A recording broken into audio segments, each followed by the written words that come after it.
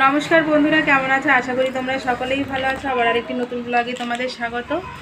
তো আজকে হচ্ছে গিয়ে মহা দ্বাদশী। আমরা দ্বাদশীতে আজকে প্রসাদ নেব। সকালবেলা আলু চচ্চড়ি, আর আজকে সকালে রান্নাটা কিন্তু করেছে তোমাদের দাদা ভাই। আর আজকে কি প্রসাদ নিচ্ছি এটুকুনি শুধু তোমাদের সাথে শেয়ার করবো, আর অন্য কোনো কিছুই নয়।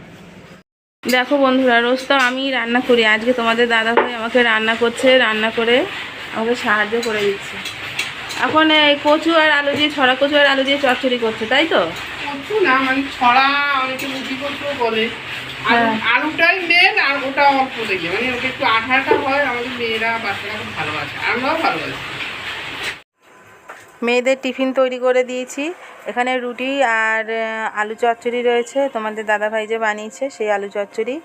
আর এই দেখো, আমরা সবাই খেতে বসে রয়েছি।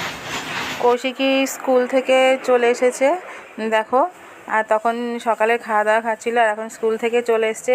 আর দুপুরে আমি রান্না করেছি টক ডাল, আমড়া দিয়ে টক ডাল করেছি, তার মধ্যে একটু গন্ধরাজ লেবু পাতা দিয়ে দিয়েছি। আর এখানে উচ্ছা কুমড়া একসাথে মিশিয়ে ভাজা করেছি, আর বাচ্চাদের জন্য আলাদা করে চাকচাক করে কুমড়ো ভাজা করেছি, আর পুঁই শাক করেছি। এই ছিল আজকে আমাদের রান্নার খাওয়া দাওয়া প্রসাদ।